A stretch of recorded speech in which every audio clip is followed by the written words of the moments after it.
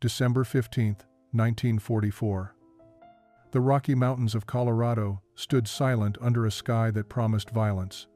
At Camp Snowridge, a makeshift prisoner-of-war facility nestled in a valley 8,000 feet above sea level, 43 German women auxiliaries were about to face something far more dangerous than any battle they had witnessed in Europe. They were about to face their first true American mountain winter. Johanna Richter pressed her face against the frosted window of the barracks, watching clouds roll over the peaks like a gray avalanche. At 26 years old, she had served as a communications specialist for the Wehrmacht, captured in France during the Allied advance. She had endured interrogations, the shame of surrender, and the long journey across the Atlantic to this remote Colorado facility. But nothing in her experience had prepared her for what the American Guards were calling the Big One. The camp had been established only 3 months earlier, converted from an old mining operation. The barracks were sturdy enough for autumn, but as December deepened, the inadequacy of the heating system became apparent. The coal-burning stoves struggled against the altitude and the brutal mountain cold that seeped through every gap in the wooden walls. Clara Vogel, a former nurse from Munich, sat on her bunk wrapping extra blankets around her shoulders. At 32, she was one of the older prisoners, and her practical nature made her a natural leader among the women. She had been watching the American Guards with growing concern. They moved with unusual urgency, reinforcing windows and stockpiling firewood with an intensity that suggested they knew something the prisoners did not. Lieutenant Miles Donovan, the camp supervisor, called an emergency assembly as the first snowflakes began to fall. The women gathered in the main hall, their breath visible in the already frigid air. Donovan was a career military man from Virginia, uncomfortable with both the mountain environment and the unusual responsibility of overseeing female prisoners. He stood before them with a telegram in his hand, his face grave. "Ladies," he began, his voice carrying the weight of genuine concern, "I've received weather reports from Denver. A major storm system is moving into our area. We're talking about temperatures dropping to 20 below zero, possibly colder with wind chill. Snow accumulation could reach 6 to 8 feet. The German women exchanged glances, many not fully understanding the numbers but grasping the severity in Donovan's tone. Johanna translated quietly for those whose English was weakest, and she felt her own stomach tighten with fear. 20 below zero. She had never experienced such cold. What Donovan did not tell them, what he had only learned an hour earlier, was that the camp's main heating system had developed a critical malfunction. The replacement parts were in Denver, and with the storm coming, no supplies would reach them for at least a week.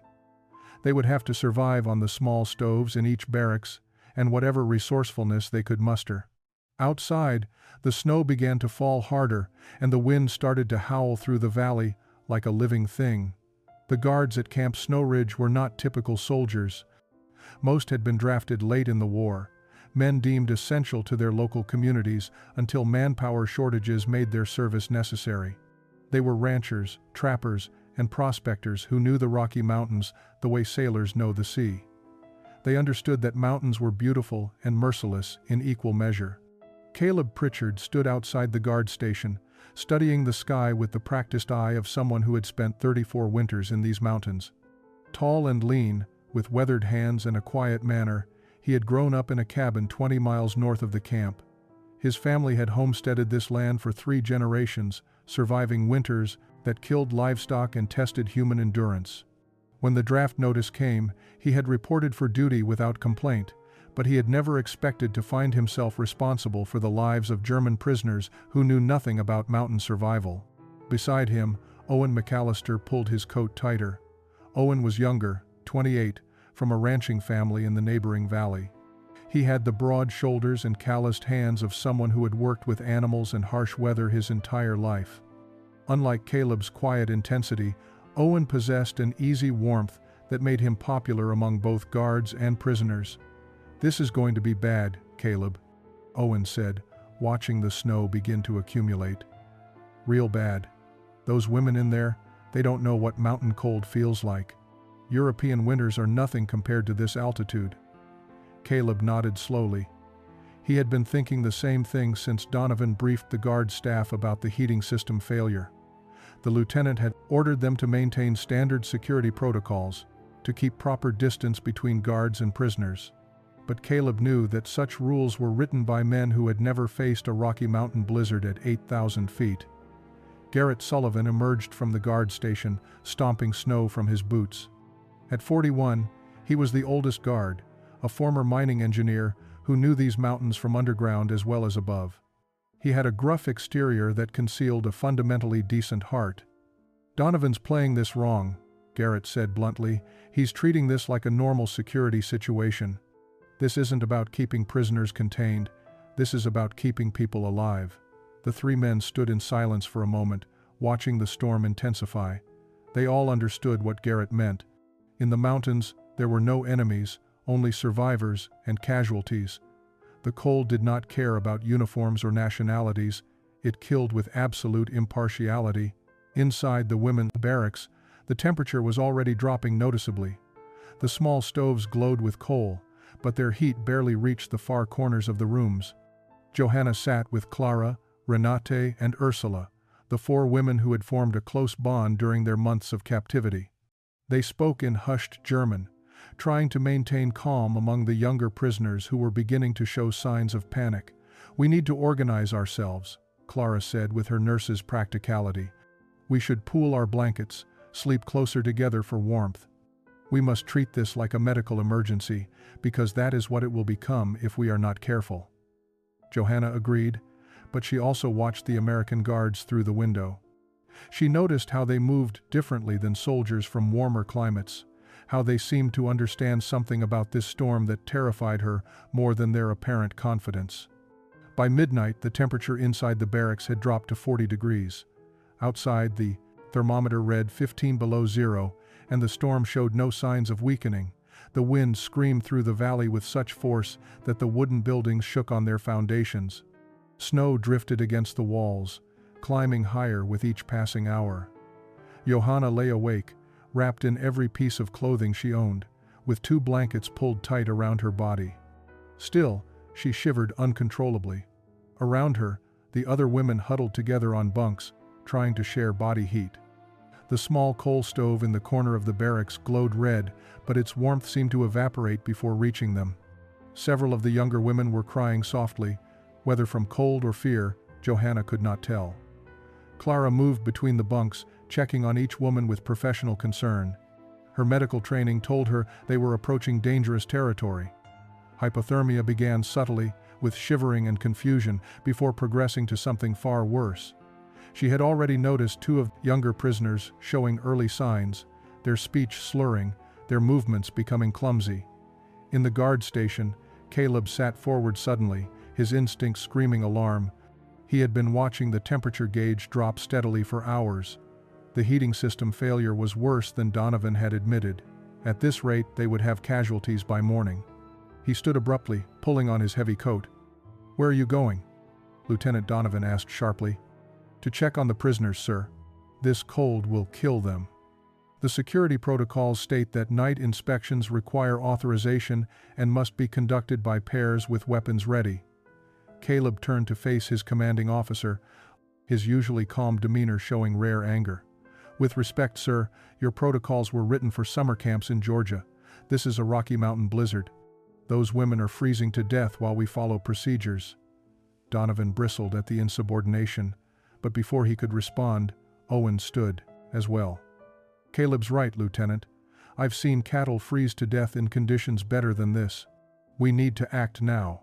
Garrett joined them, his gruff voice cutting through the tension.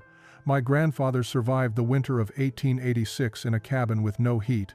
He taught me techniques that kept him alive.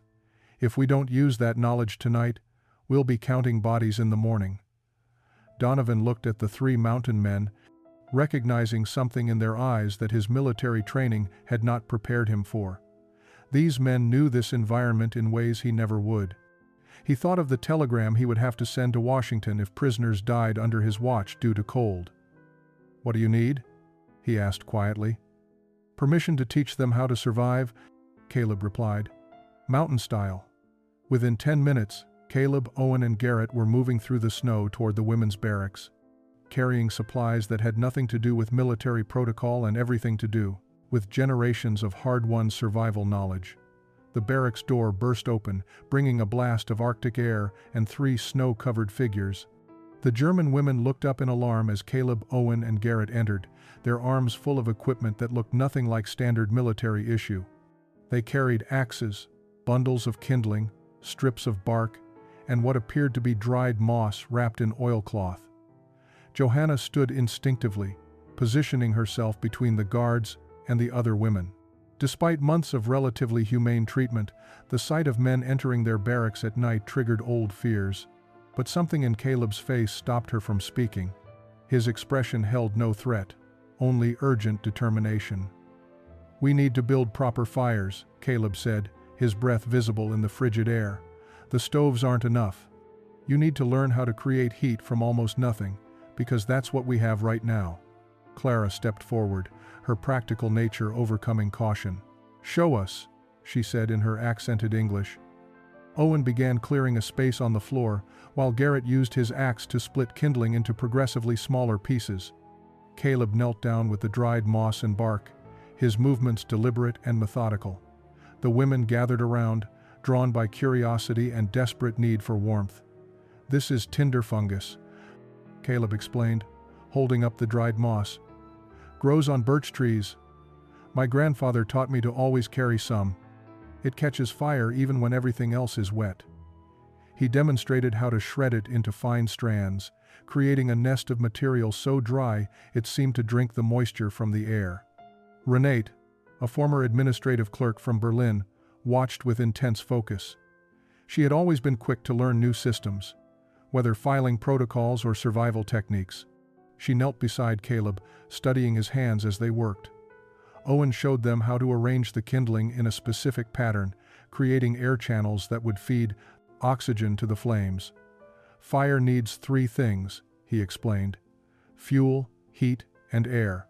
Get the balance wrong, and you've got nothing but smoke and frustration. Garrett took over next, demonstrating how to use a knife and flint to create sparks. His scarred hands moved with practiced efficiency, striking the steel against stone until sparks showered onto the tinder nest. On the 3rd attempt, a tiny orange glow appeared. He bent close and blew gently, nursing the ember with his breath. The women leaned forward collectively, watching the small glow spread through the tinder. When the first flame appeared, several gasped. Garrett carefully transferred the burning nest to the kindling structure, and within moments, a proper fire blazed on the cleared floor space, its heat immediate and powerful. "Now you try," Caleb said, looking at Johanna. He handed her a piece of flint and a knife. "Your turn to make fire." Johanna's hands were shaking, whether from cold or nervousness she could not tell. But she took the tools and knelt beside the materials the mountain men had prepared. Johanna struck the flint against the steel blade, once, twice, 3 times. Sparks flew but missed the tinder nest. Her frozen fingers fumbled with the unfamiliar tools, and frustration welled up inside her. She had operated complex radio equipment under battlefield conditions, but this simple act of creating fire defeated her. "Slower," Caleb said quietly, kneeling beside her. "You're fighting it. Let the steel find the stone." He positioned her hands differently, adjusting her grip. His own hands were rough and warm, startling against her frozen fingers. On the 4th attempt, sparks landed directly in the tinder nest. A tiny ember glowed. Johanna bent close as she had seen Garrett do, blowing gently. The ember spread, grew brighter, and suddenly flame appeared. She transferred it quickly to the waiting kindling, and a second fire came to life. The women erupted in spontaneous applause, their pressible voices filling the barracks with something that had been absent for hours: hope. Clara immediately began organizing them into groups, assigning fire-tending responsibilities to ensure the flames would be maintained throughout the night. As the fires grew stronger, the temperature in the barracks began to rise noticeably. Women who had been huddled under blankets emerged, drawn to the warmth like moths to light. They arranged themselves in circles around the 2 fires, and for the first time since the storm began, the shivering subsided. Ursula Stein, the youngest of the prisoners at 19, sat close to one fire, holding her hands toward the flames. She had been crying earlier, homesick and terrified, but now her face showed wonder. "I never thought I would be grateful to learn American wilderness skills," she said in German. Johanna translated for the guards, and Owen smiled. "Mountains don't care what language you speak. Cold is cold in any tongue." As the night deepened, the rigid boundaries between guards and prisoners began to blur around the fires. Garrett showed Renat how to identify good firewood by its weight and sound. Owen taught Ursula how to bank a fire for slow, steady heat. Caleb sat with Clara, discussing the symptoms of hypothermia and frostbite, comparing her medical knowledge with his practical wilderness experience. The conversation gradually expanded beyond pure survival instruction. Renate asked about the mountains, how people lived in such harsh conditions. Garrett found himself talking about his grandfather's mining days, about winters when supply wagons could not get through, and families survived on stored provisions and ingenuity. Clara shared stories of Bavarian winters, which seemed almost mild by comparison. She spoke of Christmas markets and frozen rivers where children skated. The other women added their own memories, creating a tapestry of experiences that reminded everyone in the barracks that beneath uniforms and nationalities, they all understood the basic human need for warmth and connection. Outside, the storm continued to rage with undiminished fury.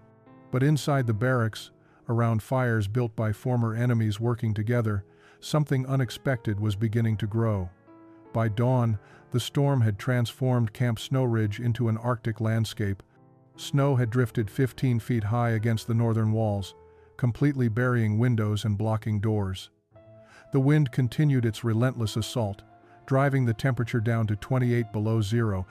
Inside the barracks, the fires that Caleb and his fellow mountain men had helped build were the only things standing between the prisoners and hypothermia. Lieutenant Donovan called an emergency meeting of all guard personnel at 0600 hours. The men gathered in the guard station, stamping snow from their boots and warming their hands on cups of weak coffee. The lieutenant's face showed the strain of a commander facing circumstances beyond his training. "Gentlemen, we have a serious situation," Donovan began, spreading a map on the table. "The heating system is completely offline. The storm has knocked out telephone lines to Denver. We're isolated, possibly for a week or more. I need to know our exact resource status." Garrett stepped forward. "We have enough coal for maybe 3 more days if we ration carefully. Firewood supplies are better, but we'll need to venture out to the storage shed, which is currently buried under 10 feet of snow. What about the prisoners?" Donovan asked. "They survived the night because Caleb, Owen, and I taught them wilderness fire techniques," Garrett said bluntly, "but some of the men are uncomfortable with how much interaction that required." As if summoned by the comment, Corporal Hayes spoke up from the back of the room. Hayes was a by-the-book soldier from Philadelphia who viewed any deviation from protocol as weakness. "With respect, sir, we're fraternizing with enemy prisoners, teaching them survival skills, sitting with them around fires, sharing personal stories. This violates every regulation about prisoner management." Caleb turned to face Hayes, his usual calm demeanor showing an edge of steel. "Those regulations assume the prisoners are secure and healthy. Last night we had women showing signs of hypothermia. You want to tell their families back in Germany that we let them freeze because we were worried about fraternization?" "They're the enemy," Hayes insisted. "They served Hitler's regime." "They're people caught in a blizzard," Owen interjected. "Same as us. The mountain doesn't distinguish between American and German when it kills." The room divided along clear lines. The mountain men, Caleb, Owen, Garrett, and a few others with wilderness experience, stood on one side. The career soldiers and men from warmer climates stood on the other, uncomfortable with abandoning military protocol even in life-threatening conditions. Donovan listened to both sides, feeling the weight of command. He thought about his own daughter back in Virginia, only a few years younger than some of the German prisoners. He thought about the telegram he would have to send if anyone died. "Here's my decision," he said finally. "Survival takes priority over protocol. The mountain men will continue teaching survival techniques to any prisoner willing to learn, but we maintain security. No one leaves the compound." The second day of the storm brought a strange new routine to Camp Snowridge. While the blizzard continued to howl outside, inside the barracks a different kind of transformation was taking place. The German women, who had spent months in passive captivity, were now being trained in skills that their captors' grandparents had used to survive this unforgiving landscape. Caleb arrived at the women's barracks after breakfast carrying an armload of green pine branches. Johanna met him at the door, now serving as the unofficial liaison between the guards and prisoners. Her English had improved dramatically over recent months, and her natural leadership had emerged during the crisis. "What are these for?" she asked, eyeing the branches with curiosity. "Insulation," Caleb replied. "We're going to line the walls. Pine needles trap air, create a barrier against the cold. My grandmother did this every winter in their cabin." He demonstrated how to weave the branches between the wall boards, creating a dense green layer that immediately made the space feel warmer. Renate watched intently, her methodical mind cataloging each step. Within minutes, she was directing other women in the technique, organizing them into efficient teams.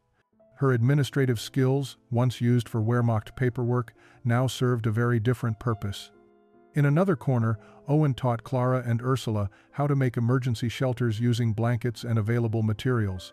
"If you're ever caught outside in a storm, you need to know how to create a windbreak quickly," he explained, showing them how to anchor fabric against furniture to form a protective cocoon.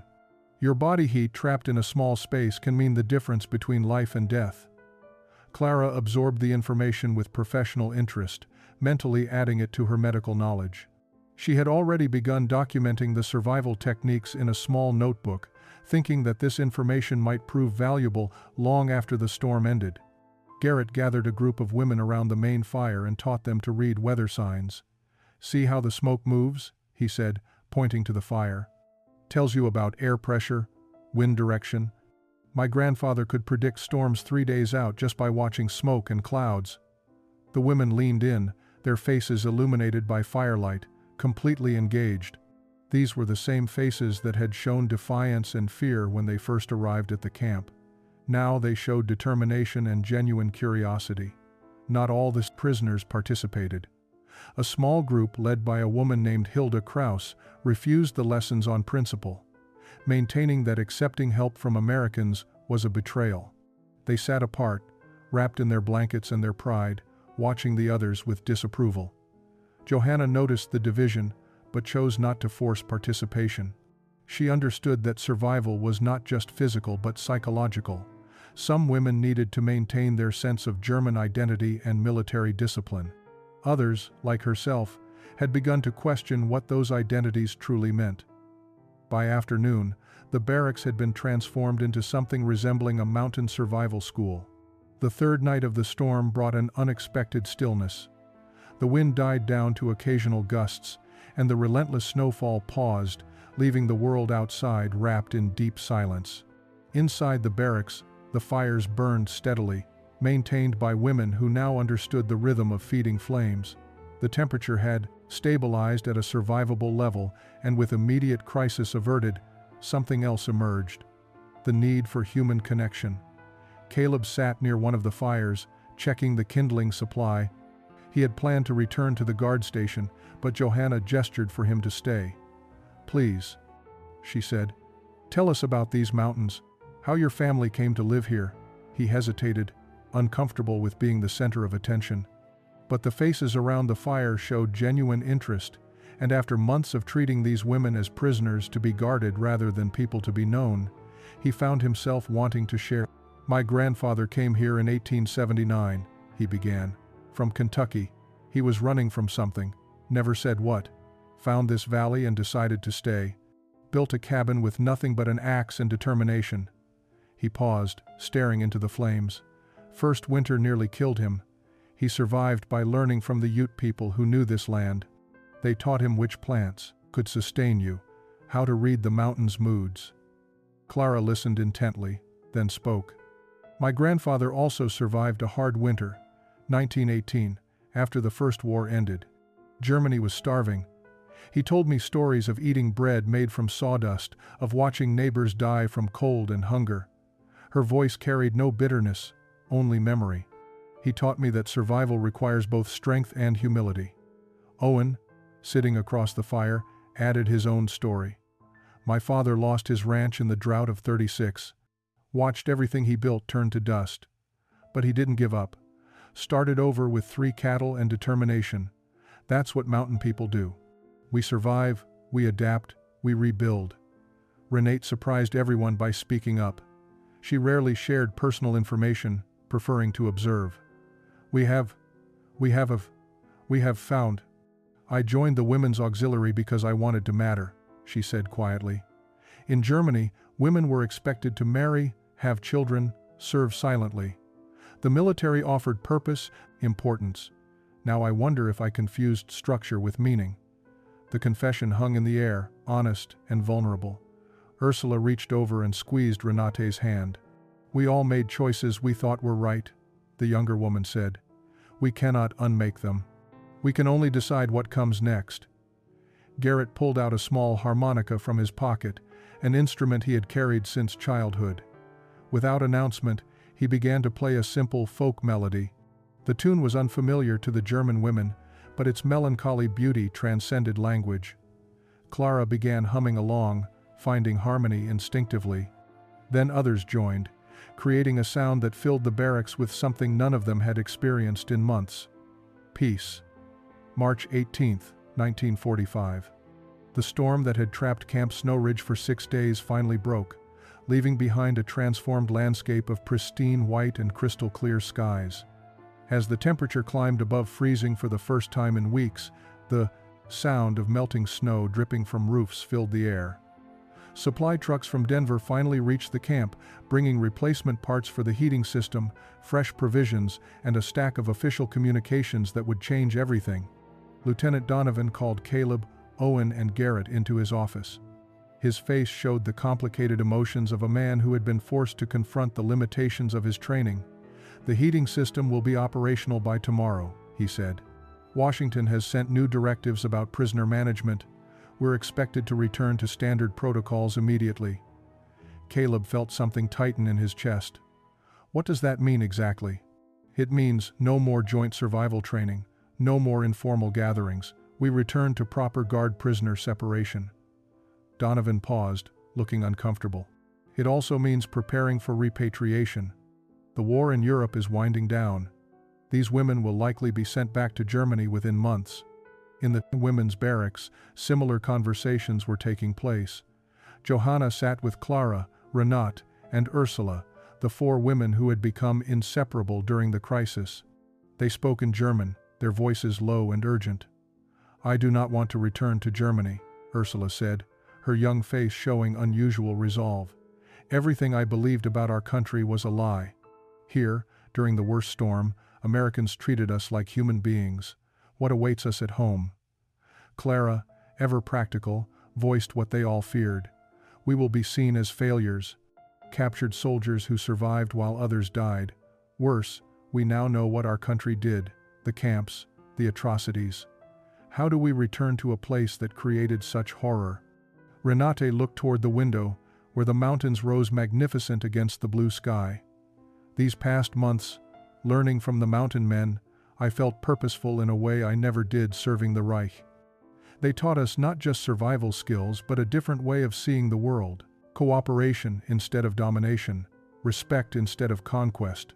Johanna stood and walked to the window.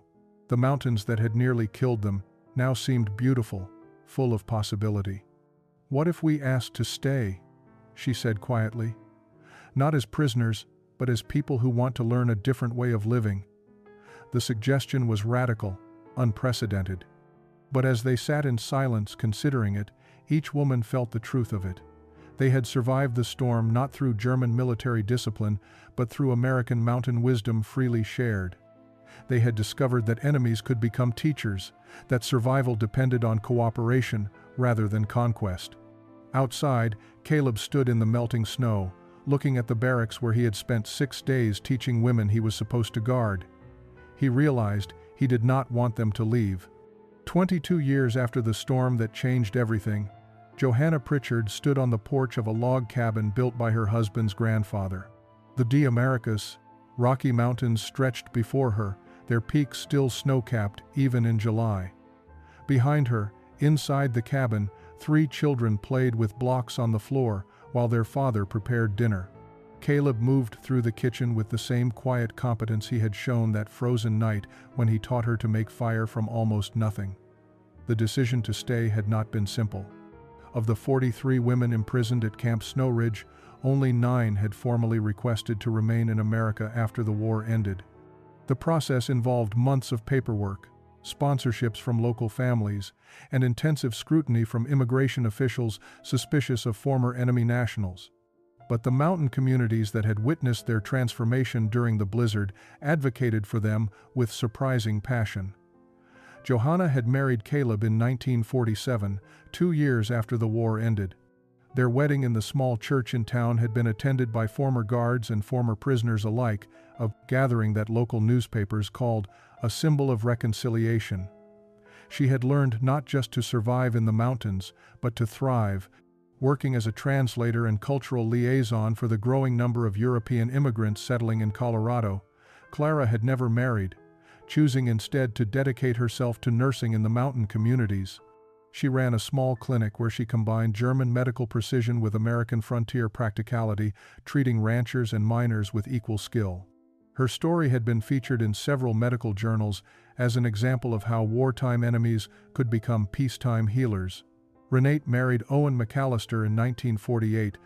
Together, they ran a ranch that became known for its innovative techniques, blending German agricultural methods with Colorado ranching traditions. She often said that organizing cattle movements required the same systematic thinking she had once applied to Wehrmacht paperwork, but with far better results. Ursula, the youngest, had initially returned to Germany to search for her family. She found only ruins and graves.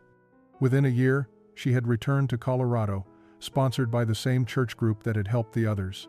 She eventually became a teacher, educating a new generation of mountain children with a curriculum that emphasized cooperation over conflict. Not everyone approved. Some townspeople never fully accepted the German women, viewing them as enemies who had escaped proper justice. Old suspicions flared occasionally, especially when international tensions rose during the Cold War. But the women who had learned to make fire in a frozen barracks, who had survived through cooperation rather than conquest, proved resilient in the face of prejudice. As Johanna watched the sunset paint the mountains gold and crimson, she thought about that night when Caleb had placed flint and steel in her frozen hands. He had taught her more than fire-making. He had taught her that survival meant letting go of old identities and building new ones from nothing but determination and shared humanity.